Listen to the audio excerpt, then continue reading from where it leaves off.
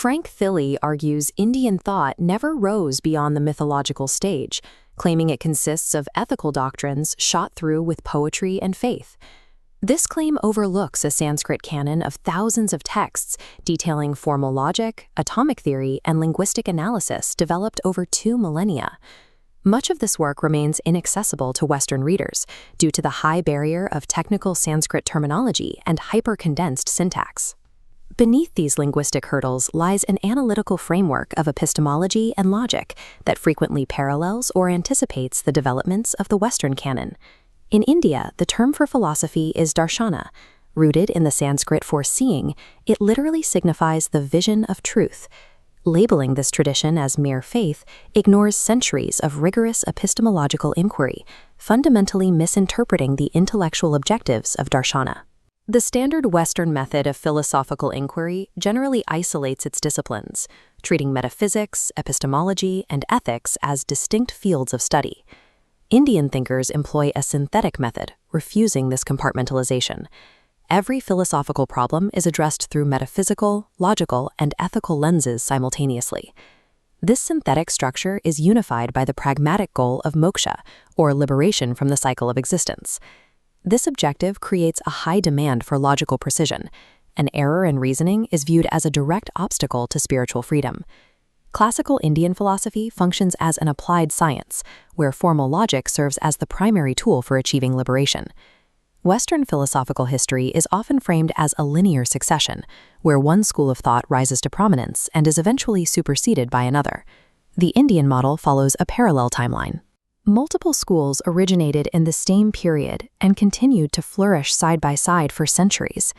These systems were preserved through unbroken lineages of teachers and students, serving as complete, lived philosophies for their adherents. Because these schools occupied the same intellectual landscape, they existed in a state of continuous, unavoidable dialectical conflict. Systems like Advaita Vedanta, or Nyaya, achieved high degrees of analytical precision because their teachers had to defend their premises against sophisticated public attacks from rival schools. The analytical depth of these schools resulted from their continuous dialectical contact. Each school reached its final form by refining its proofs against the specific objections of its competitors. This multi-generational debate was facilitated by a specific textual structure, beginning with the foundational sutra, which etymologically means thread. Since philosophical transmission was primarily oral, these sutras were written as hyper-condensed, mnemonic aphorisms to be memorized by the student. A sutra is often too brief to be understood in isolation, functioning more as a cryptic summary than a full explanation. This led to the creation of the bhashya, or commentary, where the school's logical proofs, detailed arguments, and rebuttals are actually recorded. The literature grew through a cyclical process. School A would publish a bhashya, School B would release a critique, and School A would then produce a sub-commentary, or varchika, to clarify and defend their position. This process built layers of increasingly technical texts, all anchored to the original sutra. This massive body of literature survives as a record of a high-stakes, multi-generational debate spanning over 2,000 years.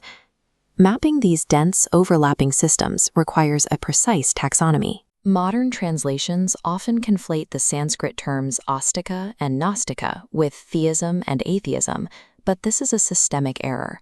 The classical division is strictly epistemological, based on whether a school accepts the Vedas as a valid source of knowledge, a concept known as Shabda Pramana. This taxonomy divides all schools into 2 camps, the Nastika, which reject Vedic authority, and the Astika, or orthodox schools, which accept it. This leads to a unique classification where a school can be entirely atheistic, rejecting the idea of a creator god, while still being categorized as Astika because it accepts the epistemic authority of the Vedas. In this tradition, how a claim is proven, the epistemology, is the primary defining characteristic of a school's worldview. The Nastika branch includes 3 major schools: the materialist Charvaka, which recognizes only direct perception as valid knowledge, Jainism, and Buddhism. Jainism is characterized by its theory of relative truth, while Buddhism is centered on the doctrine of dependent origination. The Astika branch comprises the 6 traditional systems of the Shad Darshana. These are subdivided by their methodology. One group bases its framework directly on Vedic texts. The second group builds its philosophy on independent logical grounds.